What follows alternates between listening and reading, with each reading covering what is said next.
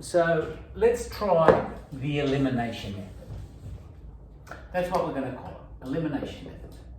The other one that we did was the substitution, although I didn't name it. Now, first things first, we have to remember a few very basic ideas. First idea that you have to remember is this, that if x is equal to 3 and y is equal to 2, then it must be true that x plus y is equal to 3 plus 2. So what I'm saying here is if you have an equation and then you have a second equation, as in this case, if you add the left-hand side of both equations, that has to equal what it would if you added the right-hand side of both equations. Common sense, really, isn't it? Right, good. Also, we have to understand, too, that if I have x plus y is equal to 3, I am allowed to do this, and it shouldn't, and it doesn't change the equation. I am allowed to times everything here by a number, let's say minus 2, and I times this by minus 2, then these are still equal. It will be minus 2x minus 2y is equal to minus 6. But they're still equal because I multiply both sides of the equation. Again, you guys have been dealing with algebra and that for a while now, so this is an idea that you're quite comfortable with. You know, you're allowed to multiply both sides of the equation, but it's got to be everything. Can't be just one term. Everything on the left-hand side and everything on the right-hand side, but they're equal. And the last thing we want to know, and I'm sorry if it seems like I'm insulting your intelligence here, is this.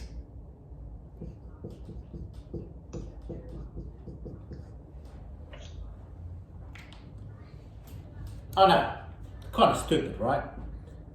But these three basic ideas is what sets up all of the elimination method. And it's so easy if you keep this in mind. Now, the elimination method is normally set up because the numbers are so much harder that the idea of substituting something back in, it's going to create a lot of work. I'm going to give you an example of the sort of question you're going to be looking at. And I apologise now if the numbers come out wonky, but yeah, I'm making this up.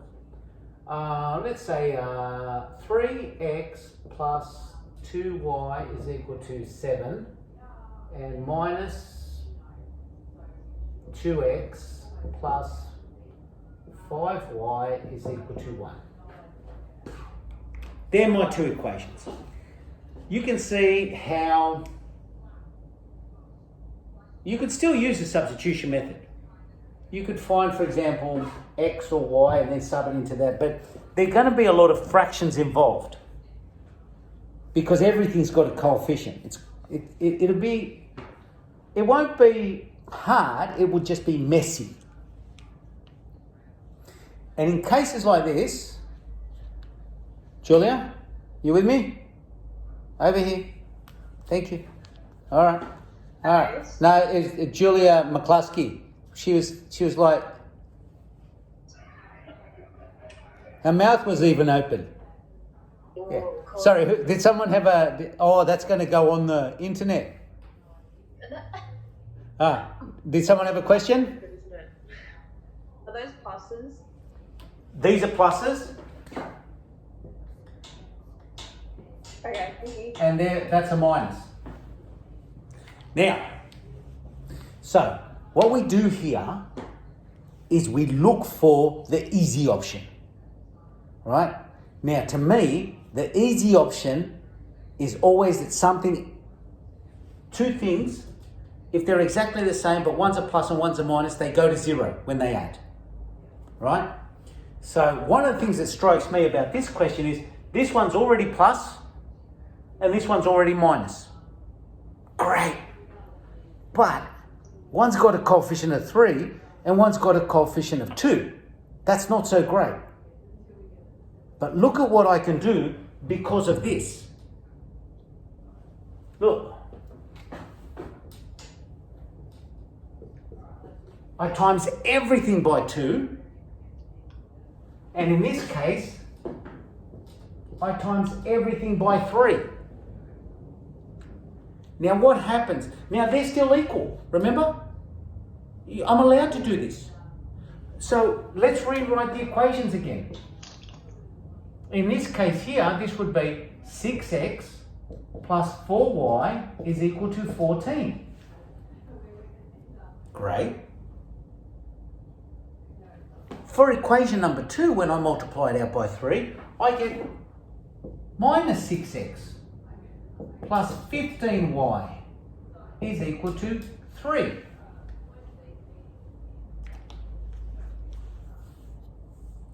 And you know what I've just set up? I've set up the idea from here. Look, I can add these two together. And what I mean by these two together, I mean this left-hand side plus this left-hand side, just like I did here. And that will equal me adding this right-hand side plus this right-hand side. They'll be equal. That's what this says. So look at what happens. Imagine this is like I'm going to add these left-hand sides. But what happens when I add 6x and minus 6x? They cancel. They cancel, and this is where this comes from.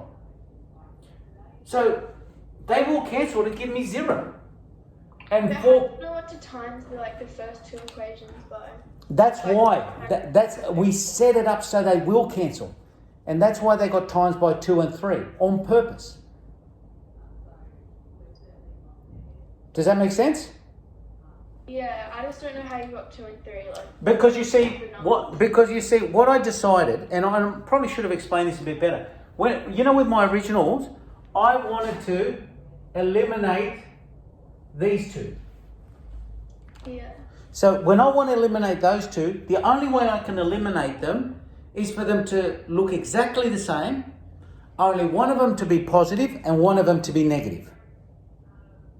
Right? If they're exactly the same and one of them's positive and one of them's negative, when I add them, it goes to 0. Now, what I do in my head is basically I'm looking for, it's almost like a common denominator. What number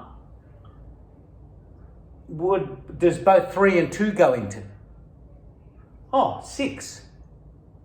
So how do I make that 6 and how do I make that 6? So I multiply by 2 and 3. Oh yeah, that makes sense. Okay. Now they cancel. That makes it 19y. That makes it 17. I don't think I could have picked uglier numbers. So therefore, y is equal to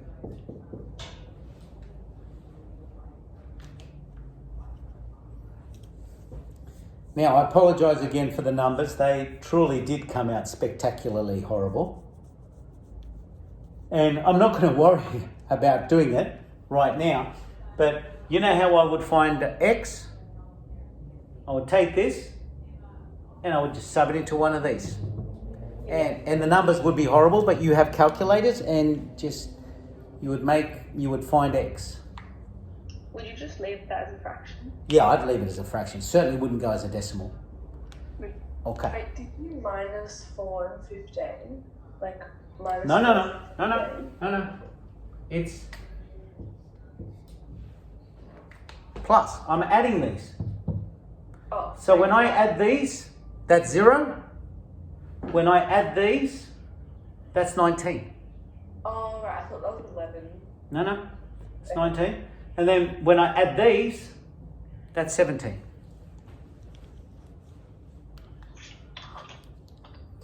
And the minute you do this, you think, actually, it's not that bad. It's not that bad at all. Let's try another one.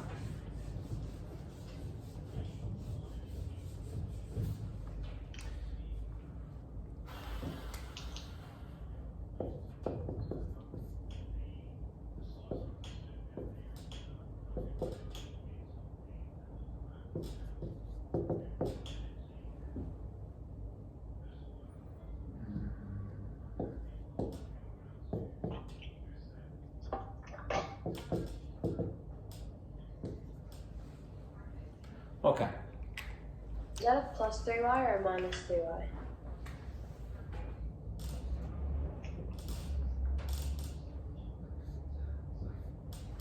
It's a plus.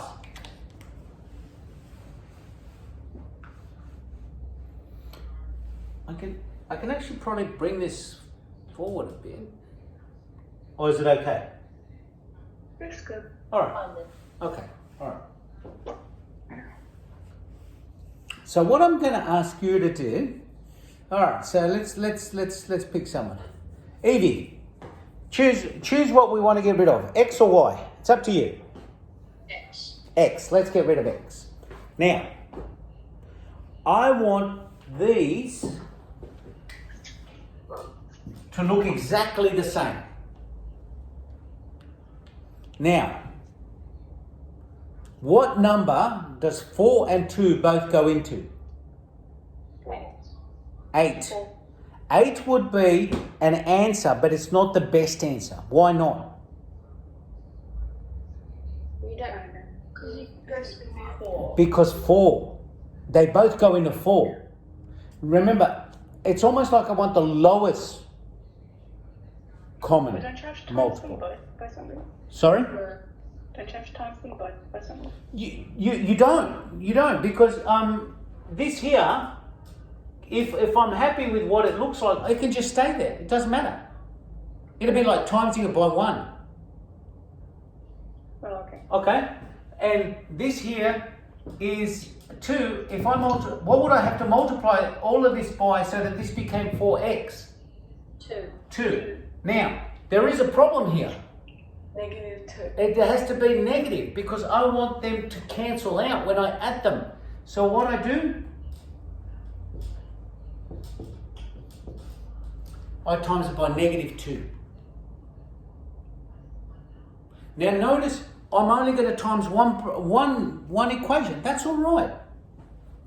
So if I rewrite the equations again, I get 4x plus 3y is equal to 1.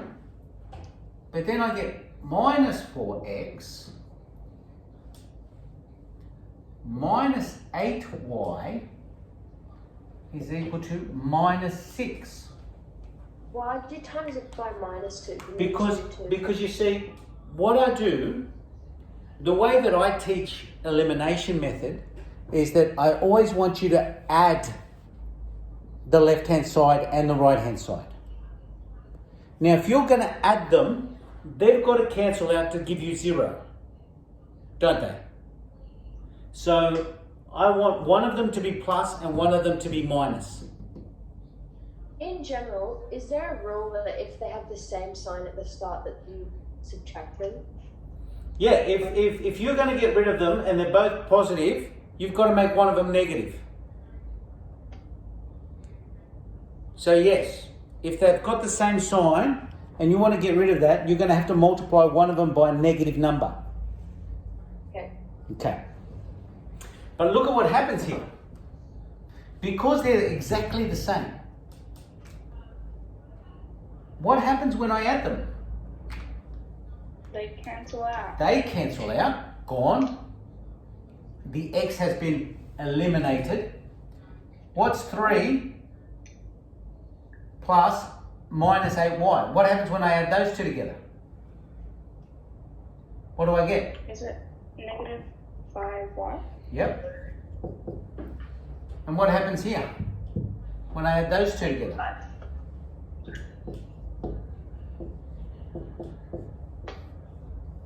Hey, look at that. Yay. Beautiful number. Certainly not as grotesque as that. And what happens now?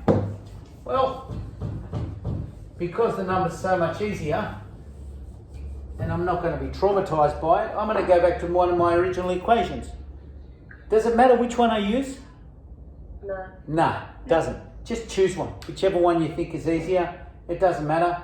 Like, what I'm going to do is I'm going to say 4x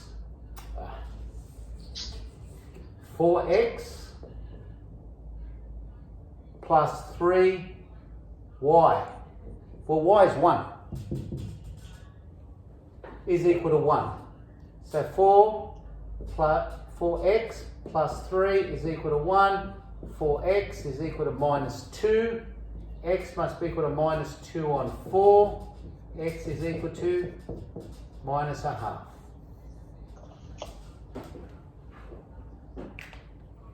And there we are. Now, it all revolves around this idea that you can add two equations together. You've just got to add the left-hand sides together and the right-hand sides together, and you'll get a new equation. And if that is true, if you can engineer it so the coefficients of one of the variables, in this case x, are exactly the same, only one is positive and one is negative, when you add them, they disappear completely. And then all of a sudden, I have an equation with just one variable, y. And I can then solve it. That's the basic idea of the elimination method.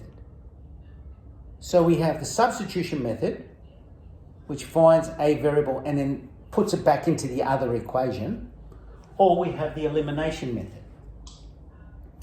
Unfortunately for you guys, even if you have a favorite, they can actually in the question say, use the elimination method to solve.